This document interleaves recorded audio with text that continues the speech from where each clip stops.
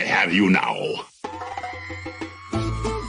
They want to mess with my droid. They're going to pay for it. This is the way. You may fire when ready. Blow that piece of junk out of the sky! The way you're fighting, you wouldn't have lasted long. Hello there. The ability to speak does not make you intelligent. Recording live from Galaxy's Edge, Colin is sitting at Disneyland right now, recording this episode for us. And dare I say that this episode of Ahsoka may have topped Part 6. I loved it, and we have certainly got our work cut out for us discussing it today. New creatures, new characters, new planets, new galaxies. This episode is chock full of everything that you could possibly want out of Star Wars. I'm really excited to dive in on everything Ahsoka. Episodes like these put a ton of pressure on us to nail these breakdowns. You folks excitedly come to us for insight, and we have got to deliver. And so deliver is what we're going to do. My name is Carter. This is the Star Wars Station, and I'm joined by my co-host, the Noti negotiator himself, Colin Archer. Hey, Carter, man, it's so good. I'm in Florida, Disney World, and... Disney World, my bad. Yeah, this place is beyond amazing, right? I've already seen so much stuff, and there's so much more to do, and I got to watch episode 6 of Ahsoka right in the middle of it. I mean, it couldn't be any more thrilling the way this episode played out. I mean, Thrawn's return, it wasn't a cliffhanger like some people suggested. I think I suggested that, right? And I've never been so happy to be so wrong. And because we got so much cool stuff from this that was so unexpected, right? Yeah, absolutely. And I was happy that Ezra wasn't a cliffhanger. I was happy that we're getting into the meat of it. We've still got 2 episodes left. And a lot of people are saying, oh, there's a lot of stuff to wrap up in 2 episodes. Well, this has a movie sequel. It potentially has a season 2. So we're not going to wrap everything. But 2 episodes is plenty of time. This one was 49 minutes long, which is considerably longer than most Disney Plus Star Wars show episodes. And the next 2 are also probably going to be about this long, I would guess. So we've got a lot of ground to cover. Yeah, and gosh, there's so much. The predictions on this one is going to be so fun. Yeah, they certainly are. So, Colin, we're going to get into our rapid reactions right now. These are things, as you know, for our listeners, these are things that we record right after we watch the episode. So it is our raw, unfiltered thoughts of the episode, and so we're going to hop into rapid reactions right now. He doesn't seem to take a hint, this guy. Colin, I think that we're going to need a lot of firepower to talk about an episode of that magnitude. I really didn't think that it could get bigger and better than the last episode, but it certainly has. I'm excited to talk about a lot of things. There's a couple things, though, that I think will really surprise you that I'm the most excited about. But what do you think? What did you think about that episode? Bigger and better is almost an understatement. This is an epic of extreme epic proportions. I mean, and where do you even start, man? Ezra Bridger, come on. Kintsugi, stormtroopers, night troopers, all these little fine details and everything else in between is just so over the top cool. I know. The witches, you have that Enoch character. I mean, we got like 3 lines of dialogue, but I am already visually in love with that character and what he looks like. That was so cool to see. Right. And right, very cool. The 2 things that I want to talk about that are probably not as big as some people might have caught, but if you're a dedicated Star Wars fan, then you're going to appreciate these things too. Well, one of them is obviously caught. The Galaxy in the Far, Far Away line at the beginning really set the tone. I mean, that was maybe the highlight of the episode for me, which is really crazy, but it was something else. And then Sabine's interaction with the Noti mirrored Leia's interaction with Wicket on Endor almost exactly.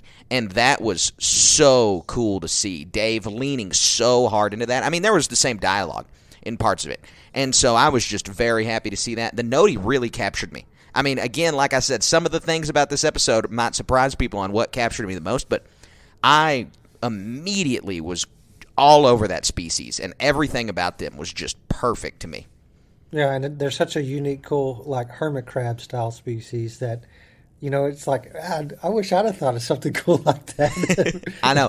I'm always like, nah, there's just like no way they're ever going to be able to think of another alien in Star Wars. I'm always like, they've got it. Every animal's been turned into an alien, and then they always surprise me every time. Right. It's just a shame they exist in a whole other galaxy, Oh, I have a feeling we're going to have at least one tag along. I think there's going to be a tag along back to our galaxy, or to their galaxy. Right. The other stuff that I just thought was really amazing, like I said, getting to see the Witches of Dathomir. This adds a whole new dimension to Mother Talzin and the Clone Wars that we're going to have to study way deeper.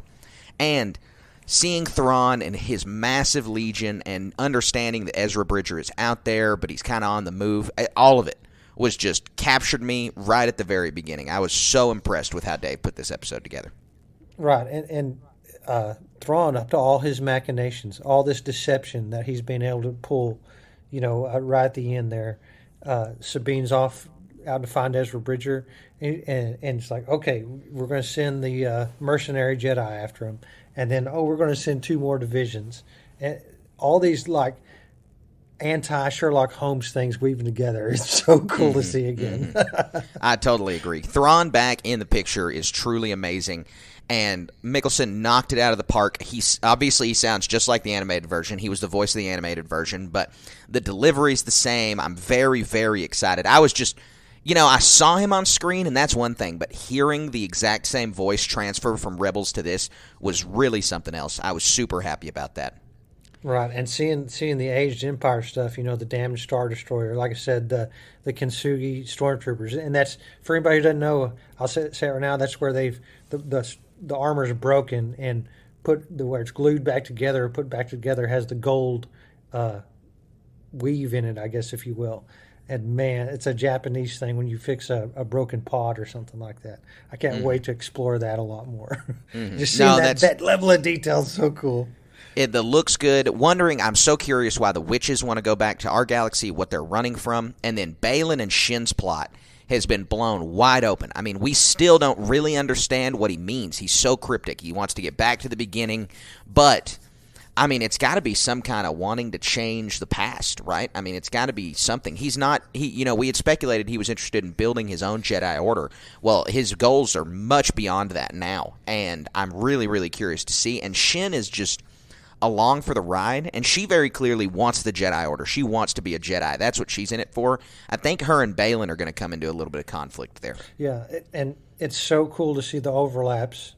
They're not one for one, but the Jorah Sabaoth, Timothy Zahn, all these overlapping stories, that's just, again, further down that rabbit hole of really cool Star Wars.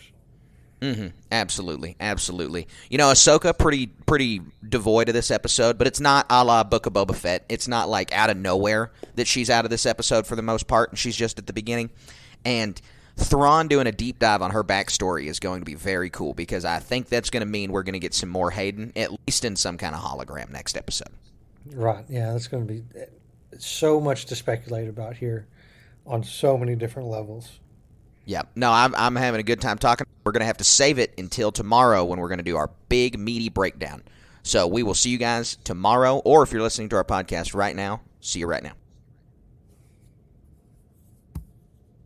So that was our rapid reaction. I hope that you guys enjoyed that.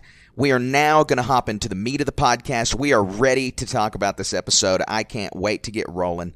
And so, Colin, a little bit about this episode is in an interview, Ivana Sakno, who plays Shin Hati, said this was her favorite episode of the series. And it's my favorite episode so far.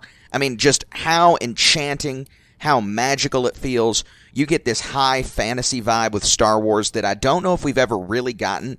And it's just something that everything's so unique and so full of wonder. You and I have spent hours and hours and hours of our lives talking about, thinking about, watching Star Wars.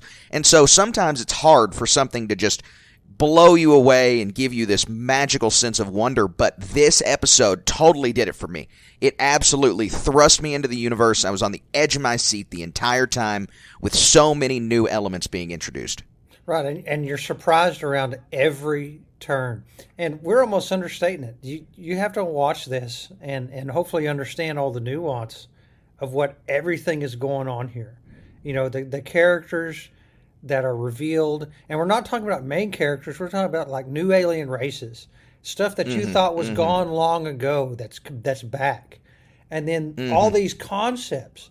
You got Thrawn's agenda, you got Baylan Skoll's agenda, and there's all this crossover with your favorite books from the 90s, right? Right. And it's so deep, it's so easy to get lost in.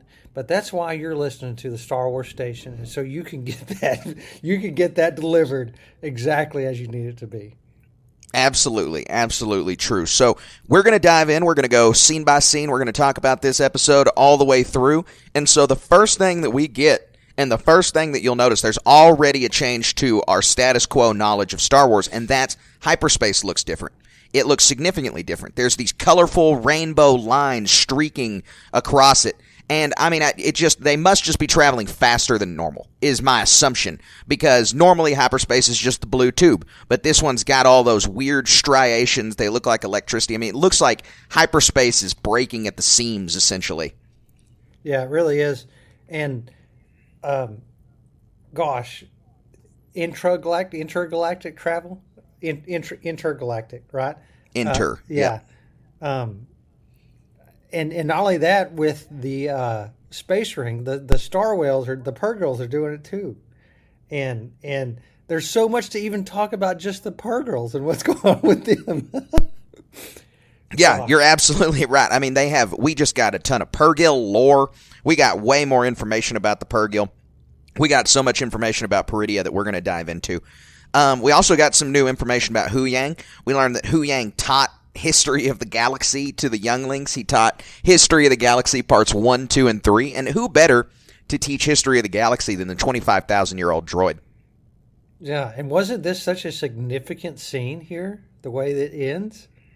Yes. You have something to say about this, right? I was enchanted. It may have been my favorite part of the episode. But I want to say one thing about Hu Yang teaching the history. Did you catch that Ahsoka said, after Hu Yang says, yes, history of the galaxy parts 1, 2, and 3, Ahsoka says, 1 being the best, of course. And I think that was just a little tongue-in-cheek thing of Ahsoka saying the prequels are the best. If you're breaking it down into history of the galaxy 1, 2, and 3 with the trilogies, then I think Ahsoka is batting for the prequels right there. I mean, that has to be right. I mean, as far as we're concerned, that is the history exactly. of the galaxy. It's all that we know until these new movies come out, but even still... that's exactly right. I think you hit the nail on the head. I'm feeling now like the Crawl, they're written by Hu Yang. They might as well be narrated by Hu Yang. Right. All of them. Yeah, exactly. All of them. So we get into a little bit of a conversation in the ship between Ahsoka and Hu Yang as they're traveling to Peridia, and Ahsoka admits to Hu Yang that she didn't tell Hera that Sabine betrayed them. And so this was something we touched on last episode. We didn't really get the reason, but the reason's kind of obvious. It's just she doesn't want to. She wants more information before she corrupts Hera's perception of Sabine, or, Hera would probably push back on that and be like, you're wrong, that's not true. Just as Hu Yang did. Hu Yang said, that's impossible. That couldn't have happened. Right. And this is almost where you have to give your belief in the Force over to itself, right? I mean, there's something else going on here, and I think Ahsoka can feel it, and Baylan Skoll can feel it. Yep. You're absolutely right that Baylan can feel it. And Ahsoka says there wasn't enough time to prepare Sabine to make the right choice. She obviously means teaching her the ways of the Force and teaching her the ways of the Jedi and, foregoing these attachments and just things Sabine did not learn, which I think are still probably never going to happen. Sabine's a Mandalorian. She's so connected to Ezra. Like, it's just not... I don't ever see Sabine embracing the Old Republic Jedi way. I just don't know if that's ever going to happen, especially based on these decisions. But, Ahsoka worries that Sabine made the choice out of selfishness based on attachment. And so that's her big concern right there, is that she's failed her Padawan. Ahsoka is going to blame herself, even though she just got this big lesson from Anakin. I don't know if she'll essentially blame herself, but she feels she has some part to play in this for sure, just because she said there wasn't enough time. Yeah, and it's going to be quite the trial as the last 2 episodes progress. And But yeah, as far as Ahsoka goes, she wasn't in this episode very much at all. It kind of rings back to some Book of Boba Fett or the one episode from Mandalorian Season 3, But it didn't feel like that at all, did it? I mean, Yeah, we got so much more in this episode that even though this is the Ahsoka show, I think it's a kind of okay in this situation. Yeah, the book of Boba Fett one was the most jarring because it was like characters that were completely, I mean, the Mandalorian's associated with Boba Fett, but it was like completely out of left field. It was not expected at all. The Coruscant episode was a little closer because it was bookended by Mando. It was the beginning. He was at the beginning and the end, and the middle part with Dr. Pershing. We'd seen Dr. Pershing recur in both seasons before that. This one felt totally natural to me. And honestly, it felt necessary because we had to get Thrawn introduced. We had to get Ezra introduced. We had to get the witches introduced, the Nodi introduced, this new planet introduced. And there's just way too much to put on screen. I mean, it was 49 minutes long. Right. 49 Almost minutes with half of 3 minutes of your main character. 3 minutes of your main character, and the rest of the show is just not your main character. And so it was the best way they've handled it so far, and it doesn't offend me at all because I'd say this is my favorite episode of Ahsoka so far. Yeah. I was all over it. We It got was 2 truly episodes left. truly wonderful. How crazy is it going to be that we get? I wonder if these next ones are going to be the best. And the last one, what's the capstone going to be like? I know I'm often a glass half empty guy when it comes to Star Wars TV, where I'm like, oh man, we've only got 2 episodes left. But because of how much Ahsoka has already given us, I'm like, wow, we still get 2 whole episodes. Like this could have been a season finale for me, honestly, and I would have been like, well, you know, that was appropriate. So I'm very excited about that. As you mentioned earlier, we wrap up the Ahsoka Huyang scene in a really, really unique way and in a really cool way where Ahsoka asks Huyang to tell her a story, and he begins his story a long time ago in a galaxy far, far away.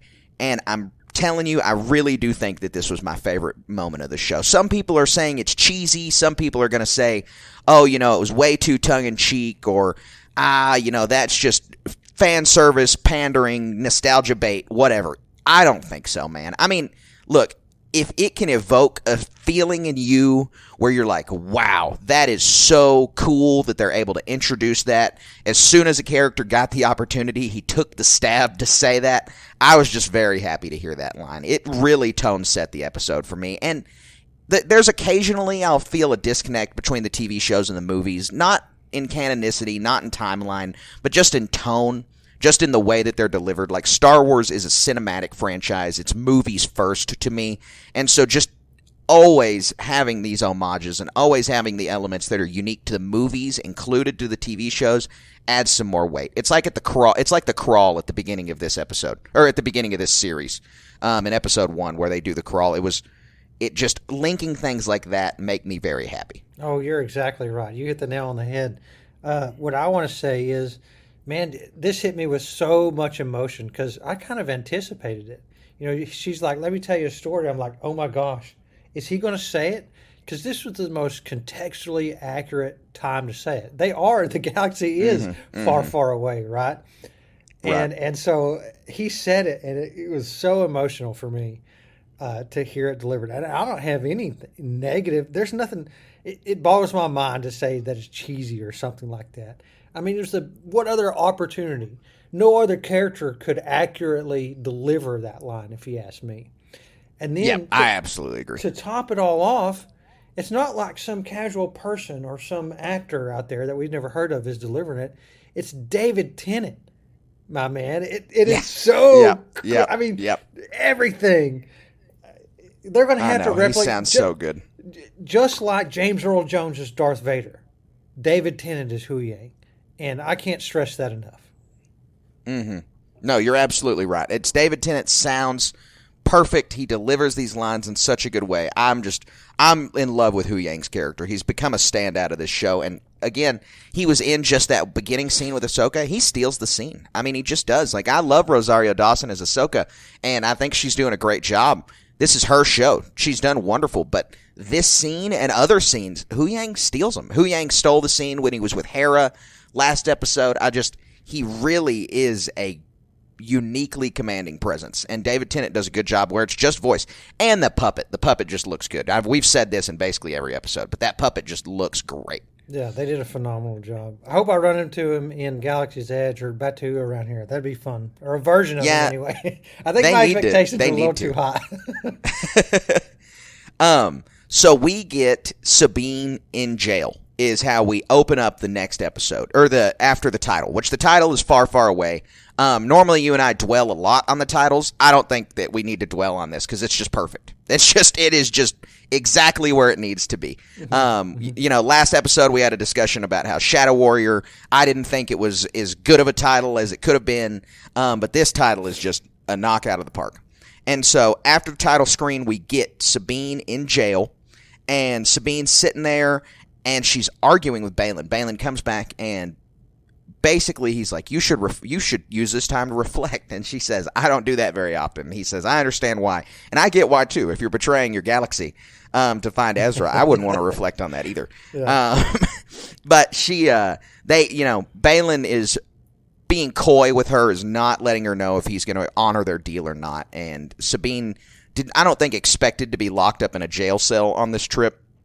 Like she said, she expected a room with a view. I think she literally thought she would be on the bridge, maybe in handcuffs, but not literally in a prison cell. And so that opening was good to see them interact. And then we get Baylan back on the bridge, and we get Elspeth, Shin, and Baylan jumping out of hyperspace in the ring, and we get to see Peridia, which is just this bluish, grayish planet surrounded by a ring like Saturn. And we start to get some context. We start to get Elspeth telling us this is Peridia, the home world of her people, the Dathomiri. So we now know for sure that the witches of Dathomir come from this planet, that they came to the Star Wars galaxy from this galaxy, and that they are an extragalactic race. And that Elspeth also lets us know that the witches harnessed and rode the Purgil. Yeah, and just the implications. I mean, the Dathomiri coming from another galaxy. This is another moment that was so impactful and just blew my mind. I mean, and we only know that an inkling of this. Where else did they ride these star whales? I mean, we see in the end credits that they're going all over the place. So, I mean, are these like bigger horses where these witches just sit there and like somehow rode across galaxies in them? What's going on here? Do the Dathomiri witches populate more than just this in the Star Wars galaxy? I mean, there's a lot to unpack with this. Also, in Star Wars canon, it said the way that regular beings learned how to use hyperspace was studying the Purgil. And so, did the Dathomiri witches bring the Purgil to this galaxy? Did they just harness the Purgil? The Purgil were already coming. When did they get there? How ancient does this go back? Baylan talks a lot about how this is ancient history. Well, in the Star Wars galaxy, we have about back to 25,000 years. I think we have a little bit farther back to that where we're like the creation of the galaxy, which is obviously significantly farther than 25,000 years, but recorded history goes back to about 25,000 years. And so this just makes it seem like that is quadrupled, quintupled, however many times. It's just way farther back in time than 25,000 years is the feel of this episode. We also learned that Peridia is where the Purgil come to die. And we see that the ring around the planet is actually made out of Purgil bones, which I thought was super cool. That is it's so spooky. Like he said, it's a graveyard, and it is a really just this show almost should have premiered a month late so we could be getting all of this spooky witch stuff around Halloween, because that's how it feels. Well, and there's a lot to speculate about here. I kind of want to save for our segment for that, but the whole thing, I mean, spooky is hits the nail on the head, and not like the tall witch statues, the bones, like you said, in a ring around the planet. Just think of the implications of that.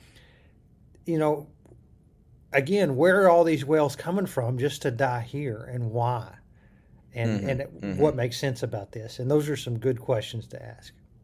Yep, you're right. So we see them depart the ring in this little spaceship thing that detaches off of it. I thought that little gold ship detaching from the ring was cool.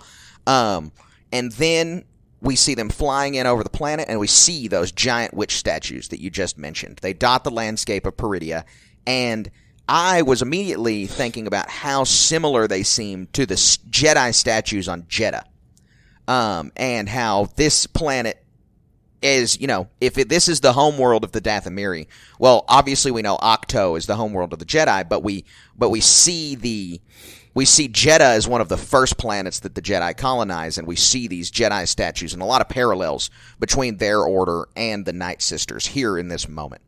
Yeah, all these Force users overlap and stuff in different ways is really cool. And here's another good speculation question we can answer later. If they're going to migrate to this other galaxy, are the Dathomiri witches coming back? Are they going to come back in force? What's going on here? I know. I'm very interested in that. We're going to have to get into that here in a minute because Balin has dropped some lines where it's like, we only see these 3 witches. We know what happened to them in the Star Wars galaxy. The Separatists wiped them out on Dathomir. I mean, there's very few left. We just have Marin, and we just have, apparently, Elsbeth. Very few survivors of that massacre that the Separatists did. And so, what is the status of the witches? This is obviously, they have diminished power even on their homeworld. So something has happened to them, and I'm very excited to understand what it is. We see the Great Mother is the head witch, and there's 3 of them sitting there. This gives us a lot to think about surrounding the witches in the Clone Wars and surrounding the Mother Talzin in the Clone Wars.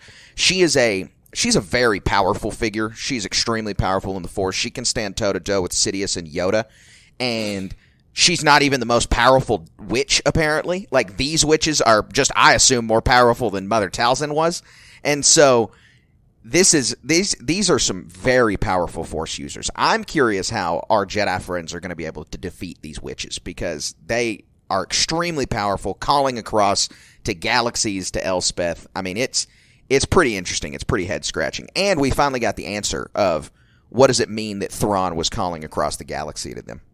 Yeah, and it's almost understated. Later on, they detect Ahsoka coming in, and it's just unfathomable how powerful these 3 can be. And this is the only ones that we see. These could be like the ruling council. There could be like Zabrak running around for all we know. Right.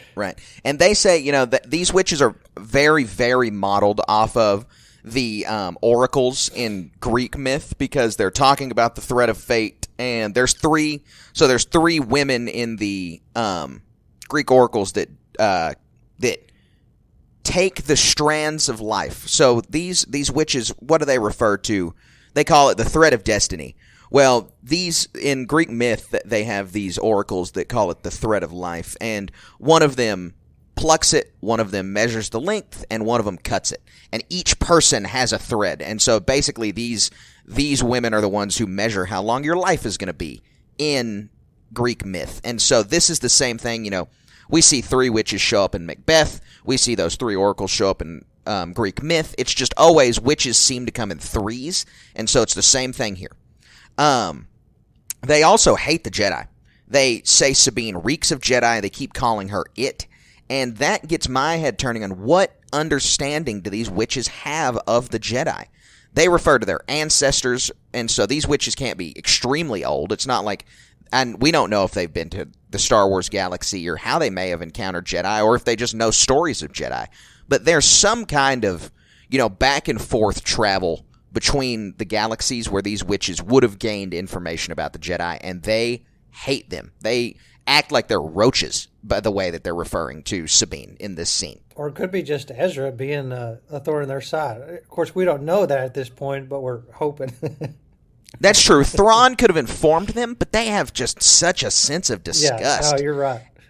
And so I'm very curious on what that relationship is. In the Star Wars galaxy, it's kind of...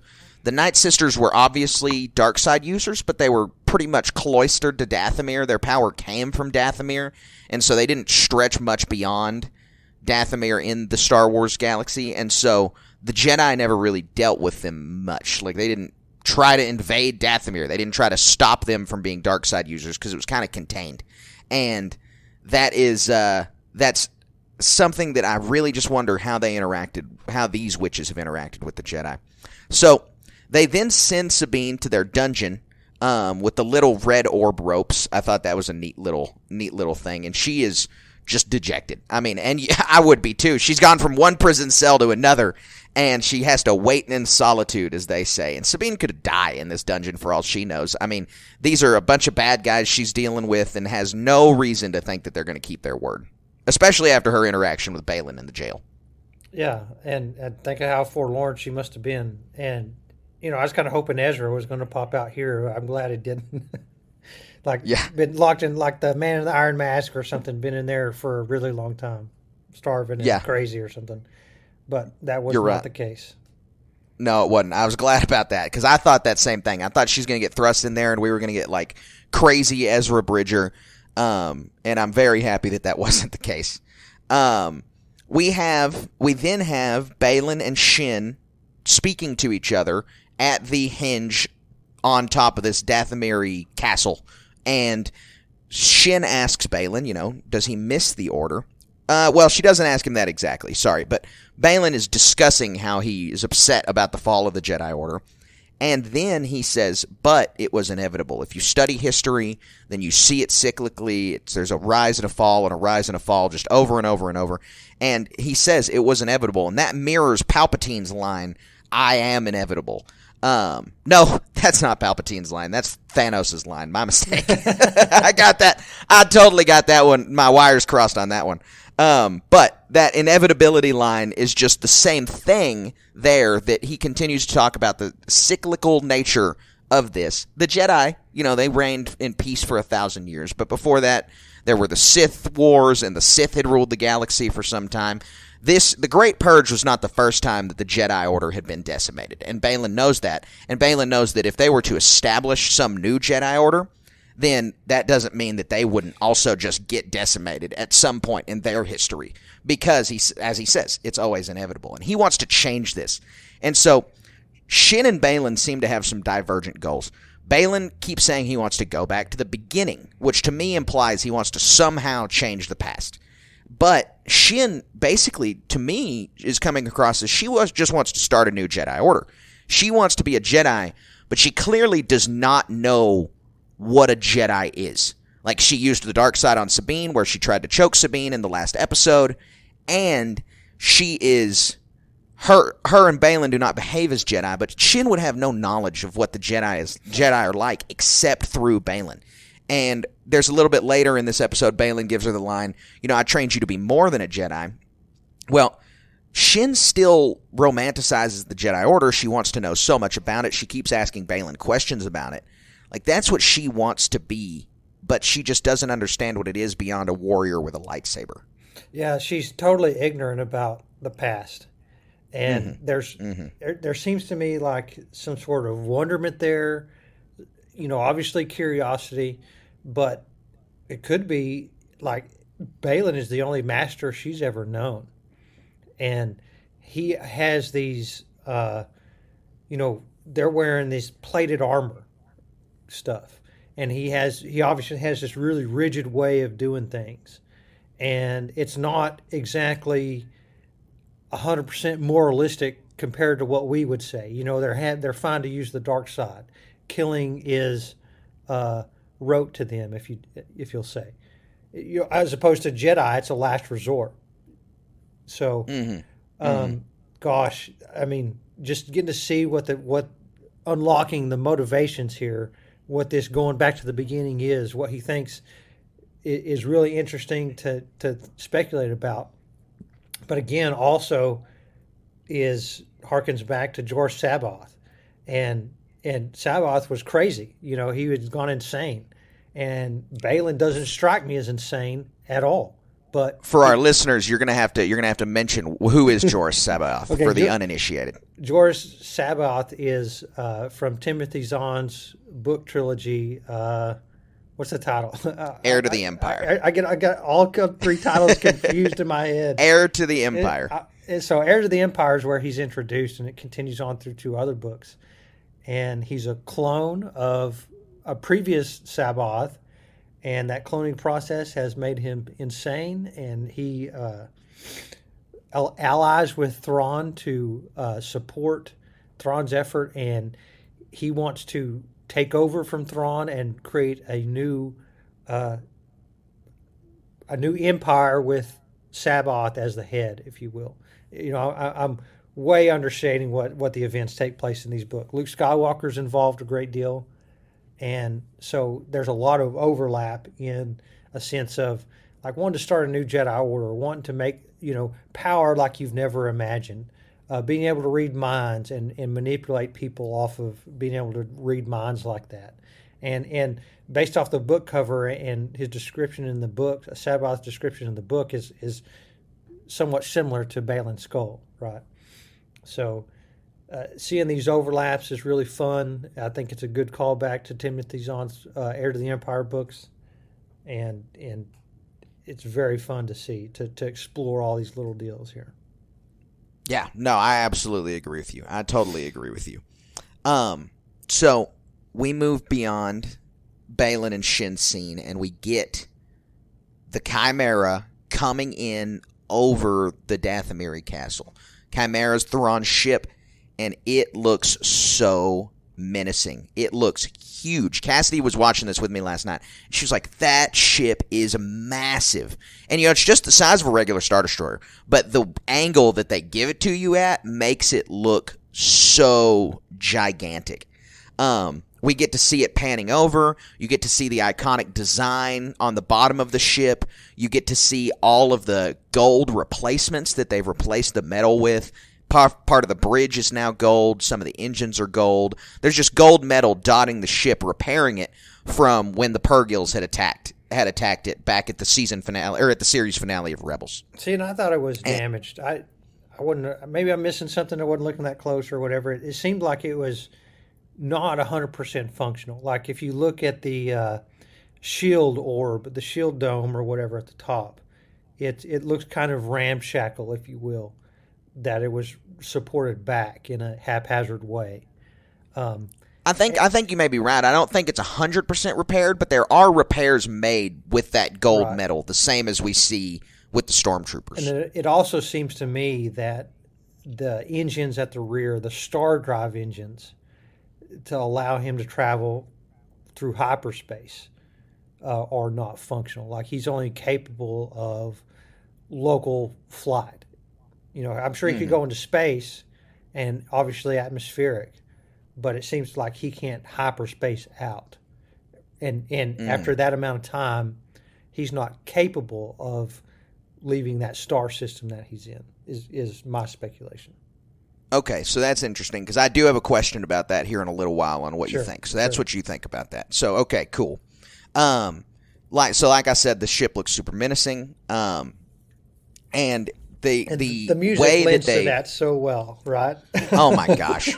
The Kiners knocked it out of the park with the music on Thrawn's entrance. Maybe my favorite score from the show so far, but seeing him come in with that organ playing, the almost like Dracula-esque sounds, but the legion of stormtroopers, I mean, it was really, really something. I'm just sitting here watching this waiter with bated breath. Like, I think I'm going to pass out, not able to breathe. I'm so excited seeing this stuff.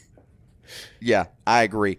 And I want to mention also on your hyperdrive thing, I think it's very important for us to eventually get how the extent of that ship's damage, because was Thrawn running around this galaxy? Could he just not have gone between galaxies, because no hyperdrive is capable of that without the Eye of Sion ring or the Purgil? And so was Thrawn hopping around this galaxy doing stuff? Like you said, was he just in this system? He was obviously in his Star Destroyer. But, like, what was going on here? This galaxy is, I mean, it's unlimited potential right now. The only thing we know about this galaxy is this one planet.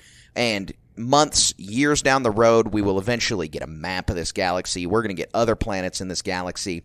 I mean, someone asked on Twitter a few weeks ago, do you think that the Yuuzhan Vong are going to be introduced in this galaxy?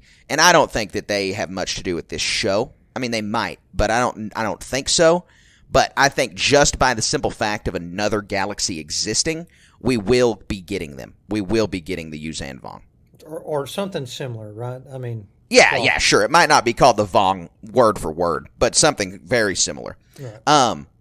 So the cobbled together legions are super intimidating. I mean, they are way scarier than regular stormtroopers. That music, the way they're all standing, all the red wraps and all of the gold. You had mentioned this in the rapid reactions. What's this called? With the repairs? Kintsugi. Kintsugi. So all of them with their gold kintsugi. I mean, they look intimidating. And if you have the subtitles on, you'll see that we have a new name for these guys, and they are called Night Troopers. Yeah. So obviously, Night Sister, Night Troopers. Do you think they're reanimated dead? No. Thrawn mentions later our numbers have dwindled. I mean, unless they've just been reanimated over and over. I mean, Merrick, none of these guys take their masks off. I mean, if these witches are more powerful, So there's something very interesting about Enoch, and I want to talk about him for a moment. One, love his look. I mean, an amazing design. They're going to make that Black Series helmet. I'm totally going to buy it. Yeah. This is just an iconic look immediately, right out the gate. Looks so cool. And the guy's scary and intimidating, too, with the voice and mannerisms. Oh, yeah. Gosh. Yeah. And so the voice does sound a little bit like Merrick, but I have a theory that goes against that. The look of these guys goes way beyond the intimidation of the Empire. Like, this is a whole new level of intimidating. The way they look is just so chanting ramshackle. Thrawn and all these other stuff the whole time is really scary. And like you said, the crimson bands around them, the golden joinery, kintsugi. Think how excited cosplayers are today. Just planning out. Yeah, for real. Planning out. Think how excited Hasbro is today. I mean, because Star Wars Lucasfilm has just unlocked everybody who has a Stormtrooper outfit has plans to buy a new one today and smash it to pieces and join it back together with that kintsugi process. I mean, YouTube is about to explode with tutorial processes on these things. Yeah, and here's how to smash your helmet. Crimson stuff are. Yeah, so fun, so exciting. I can't wait to buy one or put one together myself. It's going to be amazing. I agree. I totally agree. So my theory surrounding these guys, I think they are reanimated dead, except for Enoch, and I'm going to tell you why. So Enoch is a biblical name. It's from Judaism. It's from Christianity. Enoch is taken up into heaven without dying. So Enoch never dies. And so if you look at Enoch, he also does not have any of the red wrapping on him. He has the gold. He has the gold repairs, but he does not have any of the red wraps that all of the other stormtroopers do. And so my assumption is that Enoch is the final survivor of Thrawn's stormtrooper legions that were on the Chimera when Ezra had taken them from the end of Rebels, and he's the only living person among them. Everybody else is basically a Night Sister, reanimated dead, zombie, whatever you want to call them, underneath the helmets. Like you said, nobody took their helmets off, and so I really am kind of on this line that Enoch, as the biblical Enoch, was taken up and did not die. Enoch is the only one of these stormtroopers who didn't die and has not been reanimated by the Dathomiri. Yeah, that's super insightful. Those red bands, the crimson bands, that could be some sort of magical bonding that holds these guys together or something like that. That's so what insightful. I'm thinking. Yeah, the Legion of Dust, you could call them. Yep. So we see the Dathomiri witches let Thrawn know that they didn't know about Sabine, that they were clouded. They said that the thread of fate did not tell them that. Same thing for Palpatine. Throughout the original trilogy, he misses just the small things. He misses that Anakin had a child. It's obscured from him that when Luke blows up the Death Star, that it's Luke Skywalker. Like, it's just barely hidden. Palpatine is very good at divination, essentially, but it's not an exact science. And so the same for him, just for the bad guys in general, and I mean the good guys too. Yoda can see into the future. He can see possibilities. He never saw the fall of the Jedi coming until the very end. And the witches are in the same boat. It's not an exact science, and so Sabine was a curveball. Later we learn Ahsoka was a curveball. And it's these tiny curveballs, it's these tiny element changes that make it to where the good guys win. And Sabine's giving up the map willingly, I think may have been the only way that the good guys could have won. It's kind of, this is my second Marvel reference of the show, which is kind of crazy because normally I'm ragging on it, but it's kind of like the Doctor Strange thing where he says, this is, of all the possibilities, this was the one where we could win. Well, I think the one possibility where the good guys could win was where Sabine willingly gives up the map. Yeah. Because Sabine needs to be there for whatever reason to help Ezra, to save them, yada, yada, yada. No, you're exactly right. That sounds perfect. So we hear Mickelson just talking, he gives a great, he's so good. He looks like Thrawn, but way beyond the look, the continuity between animated voice and this live action voice is really selling the character for me. He sounds perfect. He always sounded perfect in Rebels. I thought it was a phenomenal casting when they put him in Rebels. And now to see him in this moment, sounding as menacing as he did in Rebels and delivering basically the same character, I was just totally enchanted. I thought they did a wonderful job translating the guy from animation to the big screen. Yeah. Or to the small screen. He's not just a guy who's painted blue with red contact lenses. It's not like his iris is red. His whole eyeball is red. And then it's not like he has a normal human face. He's got small chiss accents, whatever that could be, like a groove in the center of his forehead or something, right? So it's really easy to do in a cartoon because you can draw whatever you want, and it's just a guideline based off of a description in a book. So there's a lot of artistic license when it comes to some things. And then translating from animation to live action, there's prosthetics that have to be made, probably more than one. And then are his eyes, how do they get his eyes red like that? I'd like to know. Is it CGI or what?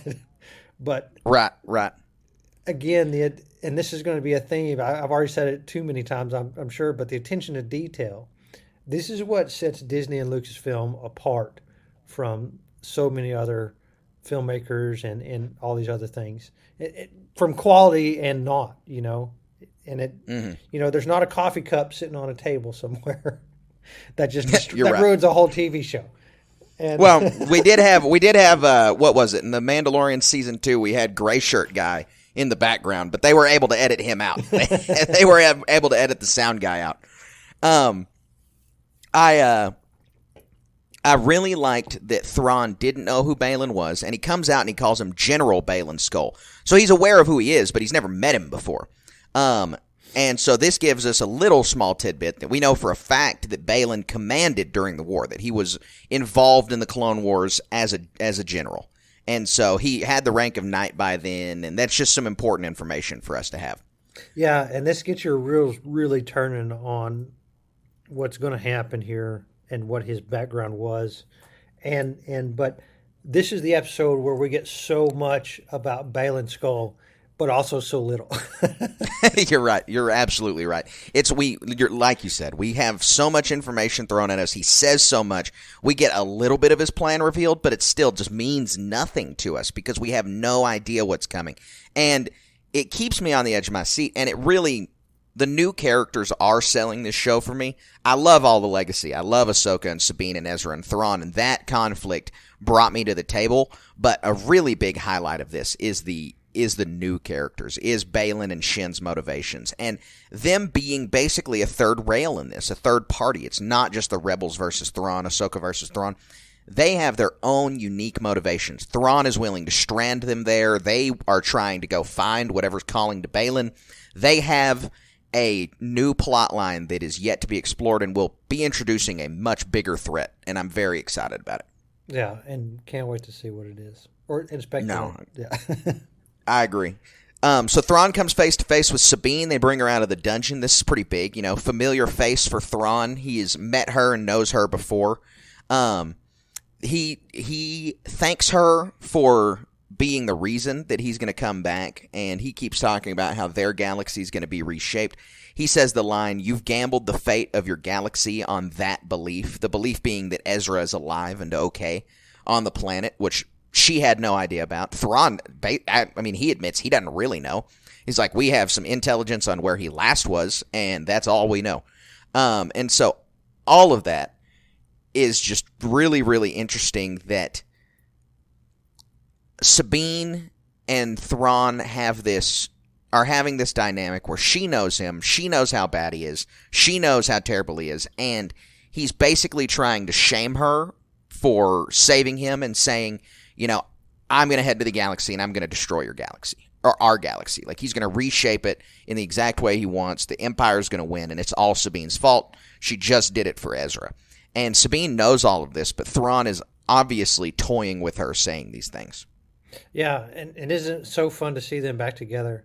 And, you know, having watched the whole episode, this is the first one of the machinations of Thrawn, laying that thread that, you know, he's letting her go to go seek Ezra, right?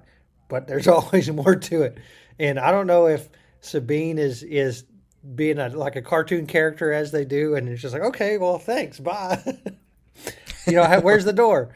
And she's going to put two and two together and realize that he's up to something else. Right. Yeah, I don't know. It's gonna be interesting to see.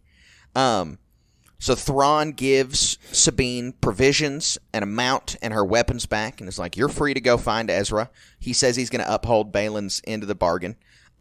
She gets on her bat dog horse called a howler. I really liked these creatures. I thought they looked neat. Well, all the interactions with them were fun later on the episode. Yes, yeah, they were. It was just very real. It was not like this is a speeder. You know, it has a personality. It is an animal, and they treated it like an animal in the show. Oftentimes, you can just put an animal in for the sake of them getting from one place to another and basically ignoring it as a character, but they made the howler a character, which was good. I thought was very good. Exactly, very cool. You know, Thrawn is keeping his word, but not really. As Sabine's riding off, all the bad guys are watching her ride off, and he says that he's going to send Baylan and Shin after her, and that Sabine will be allowed to find Ezra, but once he does, Baylan and Shin will confront them and kill them both. Yeah. And so... pretty much like a tracking device in the Millennium Falcon to find where the rebel base is. Yeah, essentially. And this is Thrawn. You know, this is Thrawn to a T. He's legalistically upholding this deal, but he's obviously not the spirit of the deal, and he's just trying to tie up all the loose ends and have every contingency made because he knows how dangerous Sabine and Ezra can be. They defeated him once. He does not want that again, and so he wants to get rid of them. Shin is upset that Baylan is not keeping his word. She says as much. She goes, "But, you know, you said that she could find him, blah, blah, blah." Thrawn then explains she can find him. But Shin is obviously not okay with this. She thinks that Baylan should have kept his word here. She is so conflicted. I mean, she chokes Sabine in episode 5. But she wants to be a Jedi in this episode. And Shin has some sort of moral compass, but she is just really easily giving into anger, really easily giving into her emotions. And so, I don't know. I'm really, really thinking there's going to come a point where there's a Shin and Baylan split of some kind. There's just some underlying tension there where she trusts Baylan explicitly, but I think she's learning slowly what the whole situation is here, and it's not what she signed up for. Yeah, I think you're exactly right. And I'll even go so far as to say that Baylan is kind of surprised with what's going on as well. I think it's real subtle. You know, Shin is the Padawan who is real loose with her emotions and always questioning things and testing the waters, you know, seeing what decisions she can make and get away with and be successful in her own right. Whereas Baylan is the learned master. And so he's able to guard his emotions and reactions a lot better. And I think there's, you know, we saw earlier, is that fear I sense in your voice? No, it's experience.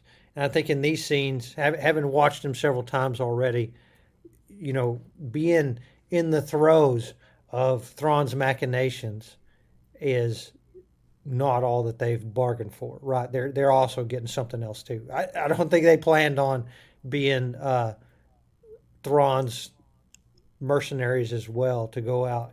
I think they were just there to pick up the sisters, pick up Thrawn, and head back. And now they're being thrust into, okay, go find Ezra and kill him.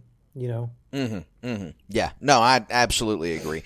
And as they get farther into the landscape, Baylan continues to talk like they're looking for something on this planet. And I'm excited to figure out what they're going to find. Sabine runs across some bandits. We get a really good, just cool fight scene. I don't have a whole lot to say about this other than it was neat. Some good choreography. Sabine pieces them up. Oh, and also there was an inconsistency that I didn't like. She gets shot through her cloak many times. Like her armor's underneath her cloak, and so but there are no holes on the cloak whatsoever after that. I thought that was kind of weird. I was like, that's a weird detail that they must have missed. But anyway, the fight's very good. But I don't know. Do you have much to say about the fight? It was good. Yeah, it's a typical, highwayman robbing who's ever walking down the road. A tale as old as time, Yep. So Thrawn says that they need to send 2 squads out behind Baylan and Shin to aid them. He tells Enoch this, and Elspeth questions it. She says, why don't we send more? Thrawn tells her that their numbers have dwindled, and so that 2 squads will be sufficient. But I think that we're going to get some rub here, too. I think that Elspeth is going to be questioning Thrawn a little too much more than he's used to. I mean, we see in Rebels that everybody is just, yes, sir, to Thrawn. I mean, there's like no questioning of him or his motives. In the Heir to the Empire trilogy, you have Pelion, you have to question him, but just basically as a Watson to his Holmes, just so he can explain his thought process. But Thrawn gives Elspeth kind of a look after she says that, and so I feel like there's going to be a little bit of rub between those 2 questioning each other. I wouldn't be surprised if Elspeth doesn't die, if Elspeth doesn't get killed. Well, and she's served her purpose, and if she makes a mistake, Thrawn will kill her, and that'll be that. Especially when you have a basic witch on one side and 3 ultra powerful super witches that are in their little triad thing doing their thing. There's no need for her anymore. You're absolutely right. But will those 3 witches be taken aback if Thrawn tries to kill Elspeth? How loyal are those witches to Elspeth? I would assume more loyal to her than they are to Thrawn. Yeah. So we then learn that Thrawn is willing to strand Baylan and Shin here, too. This doesn't seem to bother Elspeth. They are just mercenaries. I mean, explicitly, that's just what they are. And so they're just paid people. So if they get stranded there, it's no skin off anybody's nose. And Thrawn doesn't like Jedi. He doesn't trust Jedi, and he knows that Baylan's a former Jedi. And so he's got some trepidation with that. And I don't think that there's really I don't see why they wouldn't strand him here. And I think that that's going to lead to some pretty interesting dynamics in the next 2 episodes. Yeah, Thrawn has a means to an end. It's like you said, our primary mission is to leave this galaxy. And if you, I guess in that, why would he even send the troops? Right. So we then have Sabine. She has her interaction with the Howler where he abandoned her, and they have this little back and forth pet dynamic. She takes him back. It's just a little funny scene. Yeah, this was really fun. I liked giving some, it's not just a base animal who's there for a scene. They gave it some life more than it needed. Yeah, there was a personality to it, and they needed some levity in this to break all of this up. And so I thought it was really good. But then the Howler is sniffing a rock, and it turns out that this rock is actually a creature. And I was enchanted by these scenes from start to finish. I mean, it was from the second that they discover it's some new small alien, it is just nonstop parallels between Sabine and Leia in Return of the Jedi. I mean, up down to they use some of the same lines. I'm not going to hurt you, and this isn't going to hurt you. I mean, there's a few different parallel lines there. Yeah, I almost thought that Sabine was going to get out like a ration and start giving it to him. Yeah, I know, I did too. The Noti are my dudes, man. I love this alien species. I mentioned it in the rapid reactions. This episode gave us so much, and there's so much to talk about. But just some of the highlights for me were some of the smaller things, and the Noti are some small things, but they were just a real big highlight. And yeah, I love hermit crab aliens. Very cool. Yeah, it totally captures George's flair for unique aliens and his care about the little guy, and big surprises coming in small packages kind of thing. It's the same. They're the same as the Ewoks. I mean, these guys are essentially Ewoks right now. I think that they will likely fill the role of the Ewoks in the next 2 episodes, but seeing these parallels, seeing this little society grow, and obviously Ezra and Sabine taking a liking to them and their species is just clear because of their rebellious nature. And so I was very happy to see these little noti guys. I thought they looked great. Yeah, me too.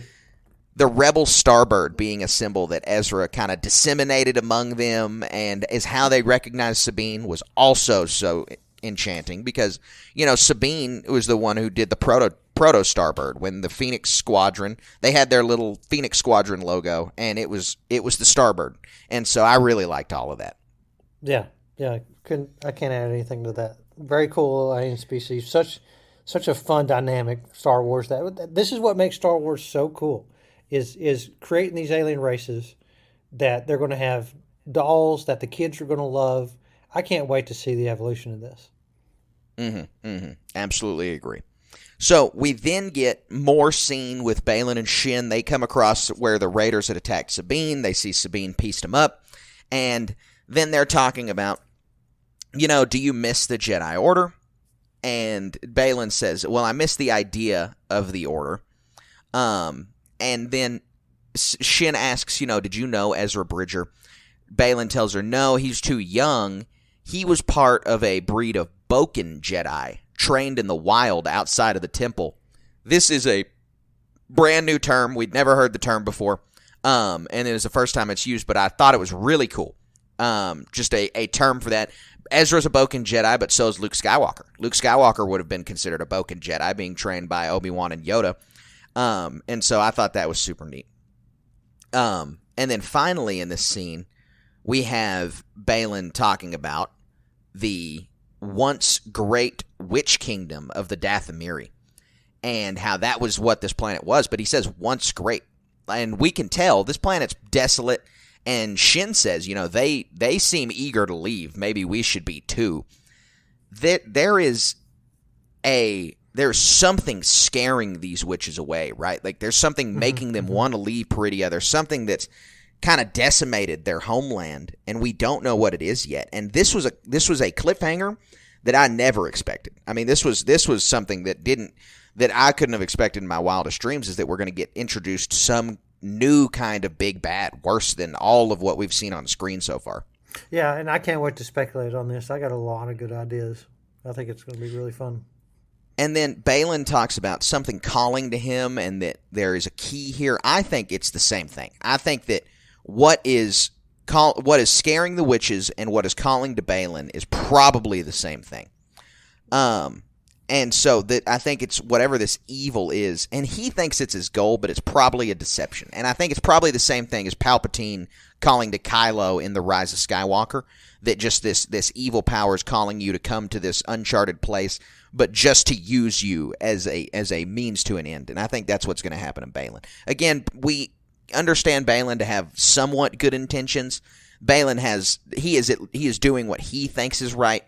But that is going to get turned on its head by whatever power he's about to meet, is my assumption. Yeah. I agree with that. So Sabine enters the Noti village, and the music feels so hopeful and triumphant, and it's because Sabine's discovering Ezra for the first time. And we see Ezra enter, and he looks great, man. Aman Asfati is totally meant to play Ezra. I'm glad to see him back, and I really like the beard. I love the way that they made Ezra older. The beard is something that basically all these Jedi grow in their elder age, and so I was happy to see Ezra embracing that, and he's still his happy-go-lucky self. He's still in a good mood. There's nothing wrong. This is the Ezra that we know and love. Yeah, really, and every detail was hit on the head. The blue eyes, the scars on the cheek, just this happy-go-lucky attitude, but also some grit, determination that is behind everything, right? Yeah. And who else better to find Ezra than Sabine? If it had been Hera, it would have been different. If it had been Ahsoka, it would have been different. And I'm so, and he says, I know I can count on you, just like he was telling her in Rebels, that she has to find him. I'm so glad they found each other, but Ezra's going to have to tip her hand on how she got there, and it's going to be a big deal. Yeah, yeah. You're so you mentioned his eyes. I will say that's my biggest complaint about the whole episode is that I think those contacts look terrible. I don't even they don't just look bad. They look really bad. I don't like so Hera's wearing the same contacts. She's got these bright blue eyes, but it's totally okay on her. She's an alien. Ezra is a human being. No human being has that eye color. Those are like shiny blue, like crazy blue eyes, as blue as the ocean. No, I mean, it's just so yeah. What does that mean? I don't know. I don't know. They look so clearly fake. This was my biggest issue. Just I don't know. That was one element that they could have taken liberty of not transferring into live action. Yeah, was those blue contacts or just better contacts. I don't know. I mean, you're a multi-billion-dollar company. I bet you can find better looking I'm not the only person who saw this and was like, those contacts don't look very good. I bet there's going to be a good explanation for it, but I admit it's a reach. It's a stretch. Yeah, you're right. So Ezra goes on and he says, "You're riding a howler. How did you get here? You know, you just mentioned it." Ezra has no idea how Sabine got here. And Sabine tells him that they just need to wait. They'll talk about it later because she just wants to be happy she found him. When that push comes to shove, Ezra's going to be upset. I mean, he's going to be extremely hurt because she essentially has undermined his entire sacrifice. Thrawn wasn't there during the Galactic Civil War, so Palpatine and Vader were defeated and the Empire was defeated, but Thrawn coming back is still completely undermining his sacrifice.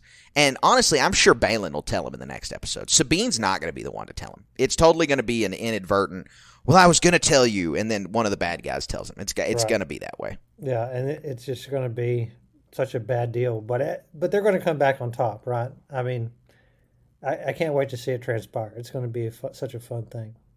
Mm-hmm. I agree. So the witches let Thrawn know Ahsoka is coming in the next scene. They say, "We got to talk to you." Thrawn says, "Well, this is very unwelcome news." And actually, they say a Jedi is coming, and Thrawn deduces that it's Ahsoka. He is talking to Elsbeth about how she said that she died, and that why would Elspeth be fooled by a Jedi resurrecting themselves? It happens all the time. The Night Sisters resurrect themselves all the time. That she should have seen this coming. And Shin says, "Baylan assured me that she was dead." And Thrawn goes, "That guy's a Jedi. He's flawed." And so Thrawn regards the Jedi as inherently flawed, obviously because the Order fell. And so we're going to have to assume from now on that Ahsoka is alive. Yeah, and again, another confrontation that this thing is building up to that's going to be an amazing thing to watch. And we didn't get her in this episode, and Thrawn gives the order to destroy any Purrgil that comes into the system. And so, you imagine how angry he is at those space wells? I'm surprised that's just not a standing order anyway. Right. He's our graveyard after all. Yeah, he's the one who created the ring. He's the one who made it a graveyard.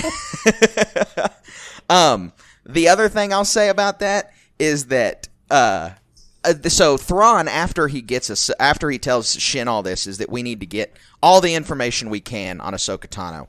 And so he asks for her homeworld, her history, blah, blah, blah. He asks for her master. And I just want to mention this because we talk so much about the novels on here. In the Thrawn book, Thrawn Alliances, which is the sequel to the Thrawn novel, Thrawn meets Anakin Skywalker and engages with Anakin Skywalker. And so some people online are concerned that this retconned that book.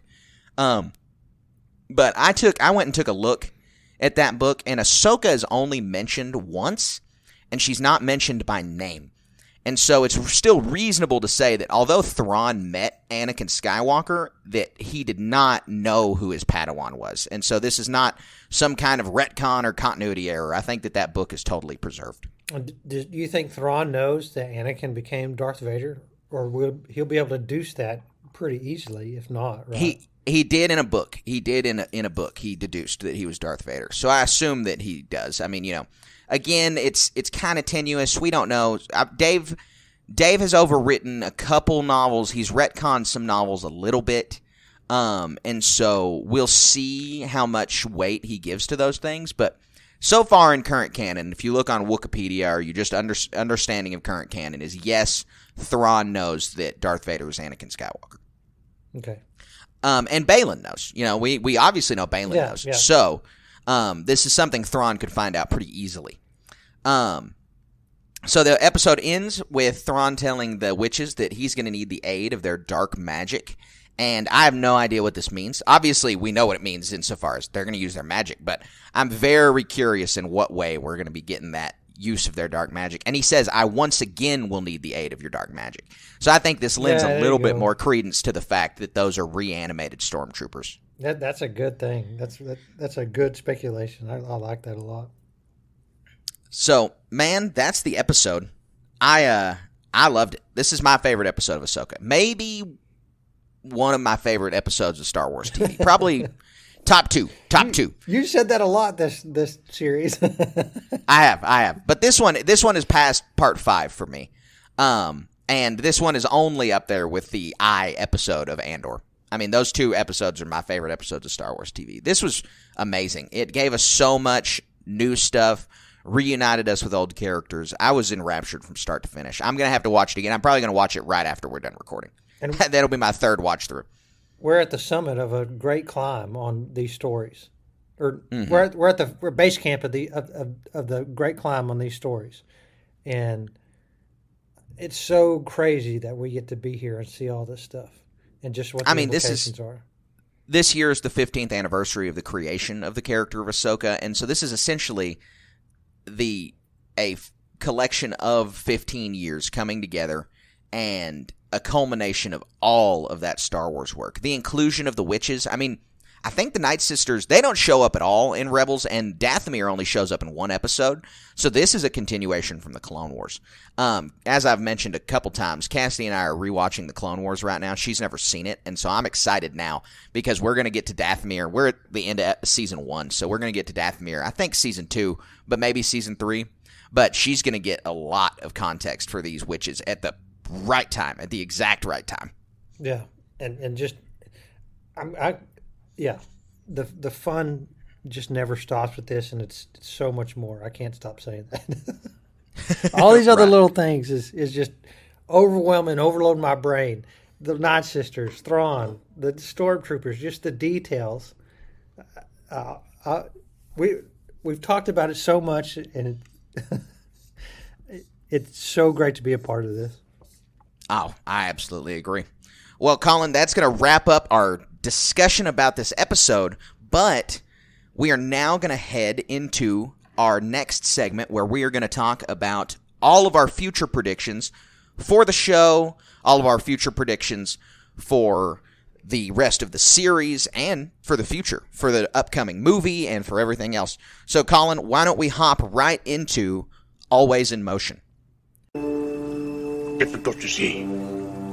Always in motion is the future. All right, Colin, I want to hear your big, bold predictions for the next episode of the Ahsoka series. Oh, gosh, there's so many different things. Obviously, we're going to have a confrontation between Baylan, Shin, and then Ezra and Sabine. Ahsoka's going to be in the mix somehow. You know, obviously, she's a Jedi pilot, and whatever they throw at her and the Purrgil aren't going to be an issue, right? And then I think the next episode will end in a cliffhanger and obviously be continued in the last episode of this first season of the Ahsoka show. And I really think that the reason everybody wants to get out of there, why it's so forlorn in that place, and this is kind of another Avengers callback, is I don't think there's any resources in that place. I don't think there's a way to start an industry to it's obviously they can't travel someplace. Nobody can, is what my speculation is. I think the Chimera is damaged to where they can't travel to another star system. But even if they could, you know, I think the sisters would be able to divine what's going on in the rest of the galaxy somehow. You know, even then, and my points to that are like the technology amongst the Raiders and amongst the Nodi people is real limited. They're not primitive. They're obviously able to gather some resources to subsist, but they're not advancing a culture on any of these places. And so Thrawn has been there for a great deal of time. If he's someone from another galaxy or an outsider bringing some high technology, and he's not able to advance and create, even repair his ship, let alone create more somehow in that amount of time, there's some sort of stumbling block here that is a failure to launch, if you will. And so I think this galaxy, whereas you can see the stars and it's lit up and stuff, I think its resources are expended, and that's why people have moved away to another galaxy. Yeah, okay. No, that's great speculation. I hadn't thought of that at all. My speculation's all way smaller ball than that. I'm very impressed with that. I like that idea a lot. I think you're totally right that Ezra and Sabine and Baylan and Shin are gonna clash. Obviously, that's coming, right? I mean, we know that's happening next episode, right? Right. Okay. I think Ahsoka is going to come in and basically save Ezra and Sabine. I think that's somehow she's going to get there in time, in the nick of time. Yeah, she's powered up, right? Ahsoka the what? Yeah, exactly. I also think that Baylan and Shin are going to team up with the heroes because they realize they're about to be stranded by Thrawn. And it's a tenuous alliance. It's not like they see the light and they have become good guys. They will betray that alliance at some point. But I think out of necessity, even just to get out of this galaxy, they're going to have to team up in some way. And then I also think that the Raiders are going to try to kill the Nodi, and the Nodi are going to fight back Ewok style. The squads that Thrawn's sending are going to try to kill the Nodi. They're going to fight back Ewok style. I think those squads may turn on Baylan and Shin and begin shooting at them, right. Order 66 style. Yeah. And then we know that Thrawn makes it inside the ring, the Eye of Sion, because we see that in a trailer, and we've yet to get that scene still. And so we know Thrawn will end up inside the Eye of Sion. Whatever that means is, And so the other thing is, what do you think is the higher power that they're scared of and that Baylan's going after? Oh, I think it's as simple as that they just don't want... I don't think there is a big bad. That's my personal speculation. I think it's just like a forlornness that's overtaking the galaxy. I don't know. I disagree with you there because I think that I don't know because I liked your point earlier about it, but you just want it to be the Yuuzhan Vong and something I don't think it's gonna be the Vong. I want that to be clear. I don't think it's the Vong. Well, what I'm saying is like some sort of I could say the Flood in Halo, right? Some sort of galaxy-wide threat that's like, hey, this place isn't inhabitable anymore. We need to go. Right. Well, and it could be something else though. Like I saw someone speculating that there's a character from the EU called Abeloth.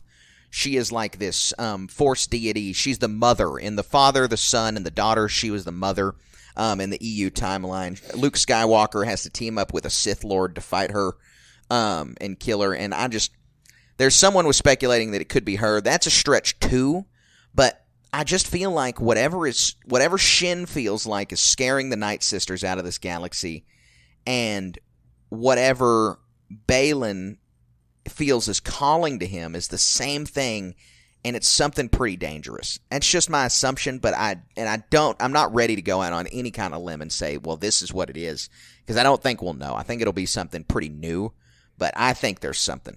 I think there is something. Something like built-in for way later episodes or seasons or something like that. Or maybe or the movie. Yeah.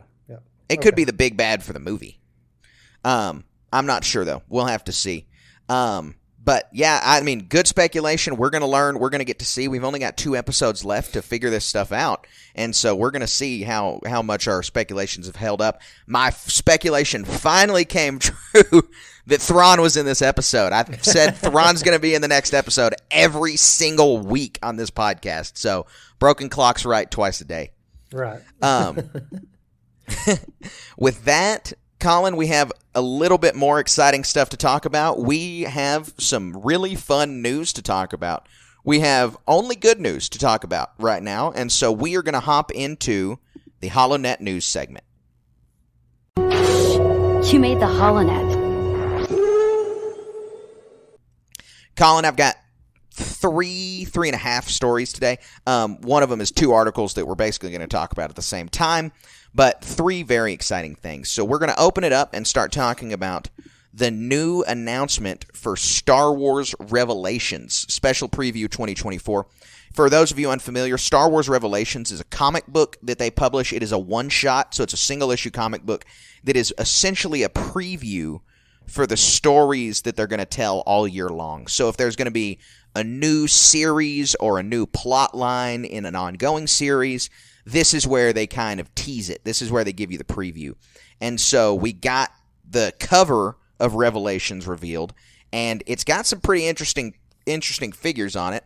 We've got Lando on the cover. We've got Luke holding a yellow lightsaber on the cover.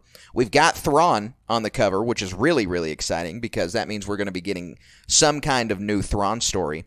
We got Mace Windu. We got Leia. We have a High Republic Jedi, and we also have a hooded and cloaked figure that we don't know who she is. And in the very center of it, we have Jabba the Hutt, which is kind of funny. I wonder if Jabba ties all of these stories together or not. Yeah, this looks like an amazing amount of fun. What's the deal with Luke holding a yellow lightsaber? Who are these other figures? And more Darth Vader stories. You know, we were a guest on that podcast, and one of the questions was, should there be a Darth Vader TV series? And here's another comic book he's going to be in. You know, go listen to that if you want to hear what we said. But yeah, we were over on the Scarif podcast. We did a live podcast with the Scarif podcast on YouTube, breaking down Ahsoka episode 5. Yeah, that was a lot of fun. But, it was a great time. We were there with Ambrose from Geek News Network and Ro from the Scarif podcast. We had a really good time, and it was a good breakdown. And there was some insight into that Shadow Warrior title that blew my mind in that episode. Yeah, it was really fun. But yeah, more comic books is always good, and it allows these, you know, speculative stories, or more so, authors who want to tell a story and obviously get approved by Lucasfilm to be able to do so. Something that you don't get to see, or some insight that is really profound sometimes, and it's always a lot of fun. Mm-hmm. Mm-hmm. No, it is. I really... Star Wars has a long history in comics. I mean, that was the first medium that Star Wars jumped into after the movies. You know, they had a 1977 comic book series that ran for over a decade. And if you know, for a lot of people who haven't read those comics, and I haven't read all of them, I've just skimmed through some of them, some of the bigger ones, but a lot of the ideas and concepts and characters that we know and understand in Star Wars now come from that original series. And that series was never considered even part of the expanded universe. It kind of got away from itself really quickly, and it was just not even possible to include it in the expanded universe. But all of the ideas from that are still impacting Star Wars today. So it's always worth, if you're a big Star Wars fan, it's always worth going and picking up a couple of those old issues too. Colin, our next bit of news is something you and I are both going to be extremely excited about. I'm very glad we get to talk about this. This news came out the day after our episode last week, and so we didn't get to cover it until just now. But you did a whole episode of our podcast about this, and that is that Donald Glover's Star Wars series Lando is now going to be a movie. And he and his brother are still writing the script for it, but it seems like they're moving it to the big screen. Man, isn't this exciting that Donald Glover gets this opportunity, but Lando gets this rebirth? And if there's any speculation on this whatsoever, it's that, you know, Donald Glover has such talent and ability that we're going to get, you know, of all these other Star Wars movies announced, except for maybe Filoni's, this is the one I'm most excited for now. Mm-hmm. I love Lando as a character. He's one of my favorites. And like you said, Donald Glover just does a standout job as him. This is going to be really exciting for us to be able to see Lando in action during this time period. I'm hoping that we get a lot of continuation from Solo. I'm hoping Darth Maul is a titular part of this. Essentially, I want this to be the sequel to Solo. I hope that they take the ideas from Solo that were unfinished and that were clearly set up for a sequel, and that they're going to put them in this. I'd love if we could get Alden Ehrenreich reprised as Han in this, even in just a small part. But I am all over this Lando series. Whatever they deliver, I'm pretty confident it's going to be great, because I do think Glover understands the character of Lando. Whatever happens, we're going to be there with bells on at that film. Just so excited to be there.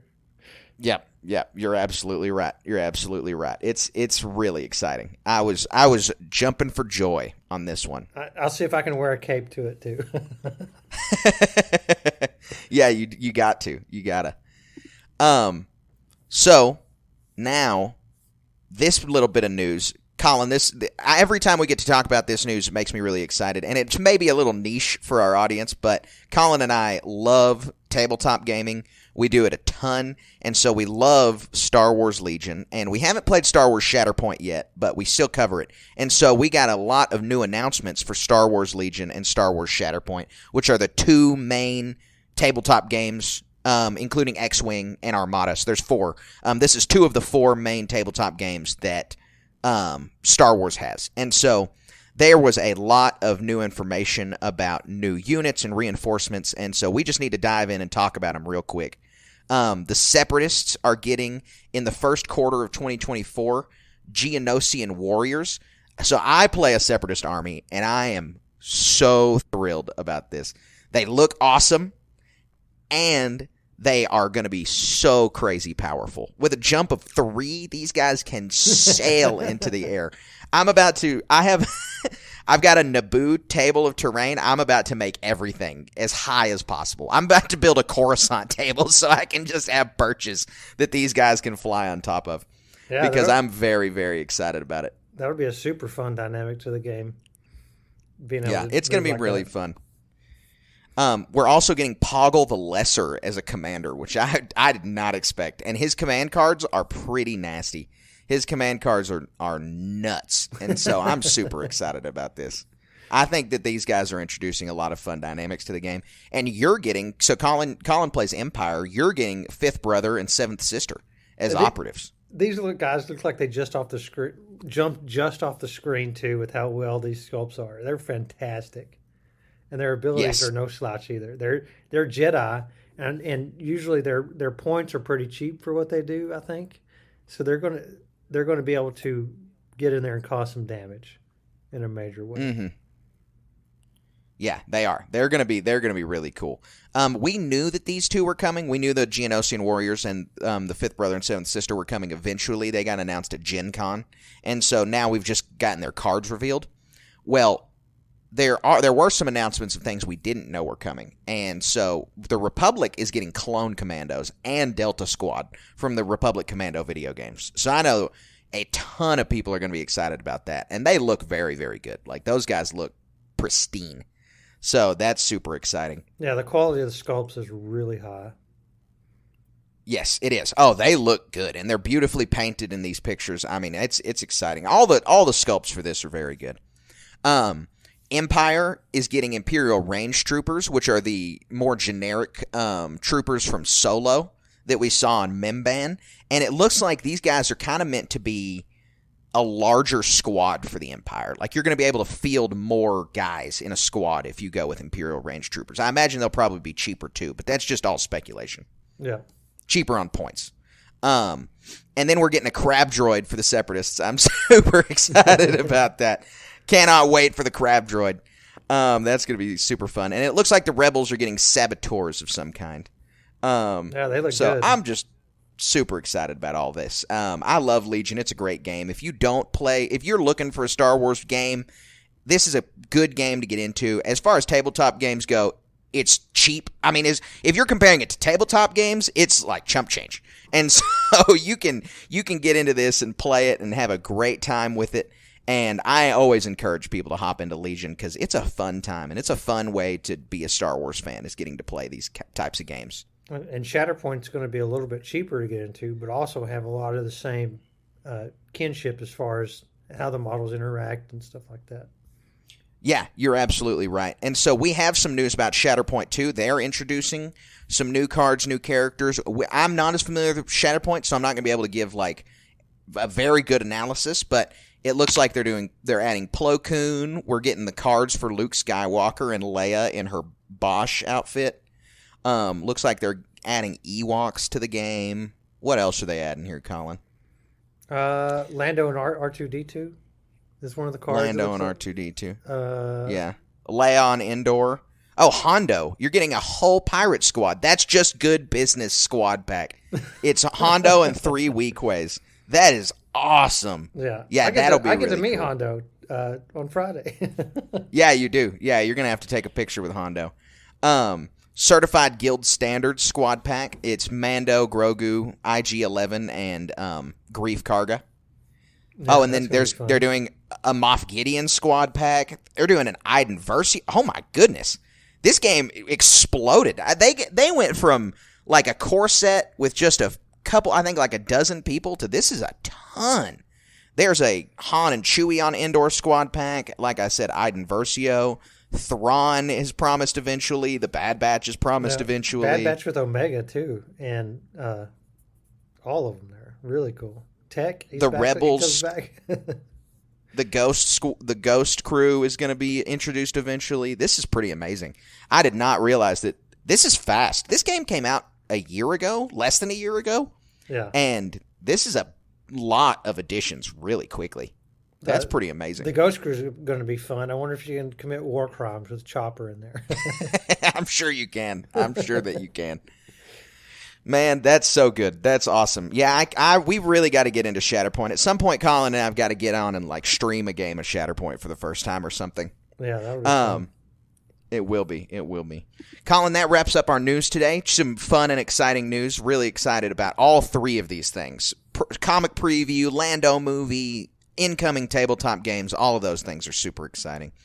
But now we're going to move into our last segment, and that segment is our Star Wars Moment of the Week. We would be honored if you would join us. So, Colin, I bet you have a great Star Wars Moment of the Week. Why don't you tell me about it? Oh, there's too much really to talk about. I want to save it a lot for next week because that's when the meat of it is going to happen. But for this week, I'm at a trade show for one of the businesses I own, and the amount I own a hardware store, to put it simply, and the amount of Star Wars products that are out there that, it's easy to think about Legos or action figures or something, but one booth I went to, like, you can cups that are Grogu shaped, or one thing I'm really excited to stock and carry and sell is it's an upsized version of a Lego lightsaber,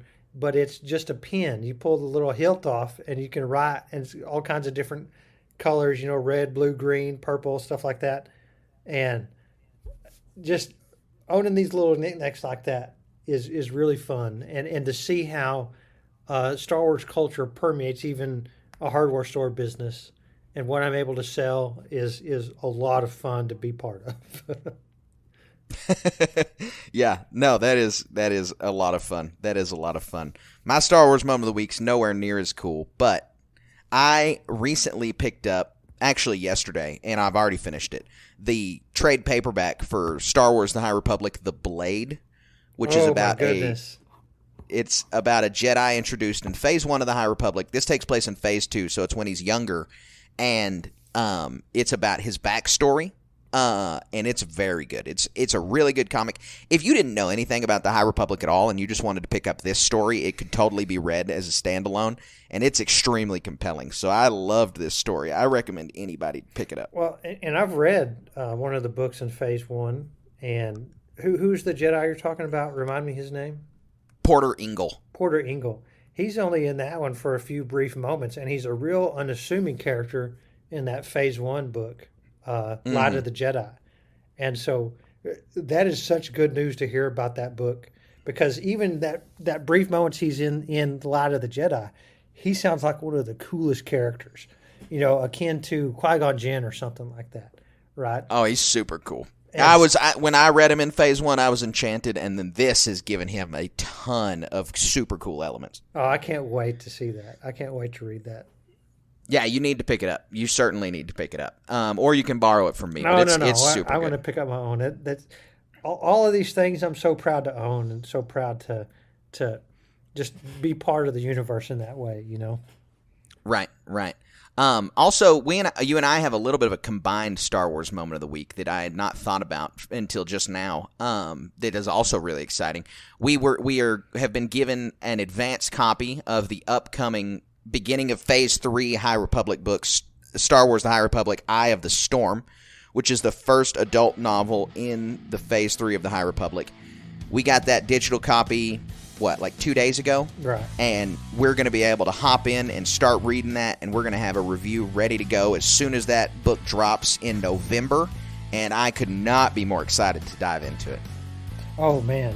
I'm most of the part of the way in the second book of Phase 1, so I got to get cranking to get the full picture. But I can't wait. You got a little bit of catching up to do, but it's worth it, I promise. It's a really good series. Colin, that closes it out for us this week on the Star Wars Station. We appreciate everybody hanging on and listening with us. We love talking Ahsoka. Part 6 blew my mind. I mean, could not have been happier with everything that we got to see on that screen. Every single moment was worth talking about. And that's how you know that it's just some top-tier A+ Star Wars. Yeah, it really is. And again, the attention to detail of every aspect of this. And we get so many cool things. It's not just this hardcore, really gruff Imperial stuff. It's these fun, whimsical things like the Howlers and the Noti that make it really worthwhile. Yep, you're absolutely right. You are totally right. And so, until next week, we hope that you guys will continue to engage with Star Wars Station on all of our platforms. We're on Instagram at StarWars.Station. We've got a Twitter, SW_Station.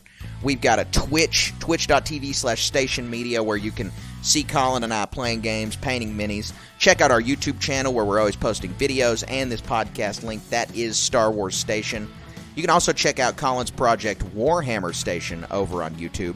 And where else can they find Warhammer Station? At Warhammer.Station on Instagram, and like you said, streaming on our combined page, painting minis, and I just downloaded. They had on sale Dawn of War 3, which is an RTS game. I think when I get back from this trip, I'm going to play that on stream a little bit. Yeah, good. That's going to be great. I'll tune into that stream. And then we've also got our Facebook page, Star Wars Station Cantina. We've got, our Facebook group, Star Wars Station Cantina. We have a Facebook page, Star Wars Station. You can join our Discord at the link tree in this bio. We've got tons of ways to engage with you guys. But the number one way you can engage with us is by leaving us a 5-star review over on Apple Podcasts and Spotify. It's how we grow the biggest. It's how we grow the fastest. It's how we get to more listeners, is if we get reviews over there. We appreciate every single one. We want our name to come up when you type Star Wars into the search bar on there, and reviews are what gets that done. And also, if you're feeling generous and you have a couple bucks to spare, we'd love if you went to patreon.com/Star Wars Station and check out all the stuff we have to offer. I mean, it's a ton of stuff. Our tiers begin at $1, and you get good stuff out of just that $1. And you can get way beyond that. We have an RPG you can listen to. We have t-shirts on there. We have ways for you to interact with us on the program. We would appreciate if you would go over there, give us a listen, give us a look, and let us know what you think. Yeah, and thank y'all so much for tuning in, and I hope we can interact with you some more. It really love building this community and sharing all of our thoughts and ideas about Star Wars on any level. We absolutely love it. It's a great time. We love engaging with you guys. We thank you so much for your continued support. And until Part 7, until next week, the only thing that you've got to do is stay wizard.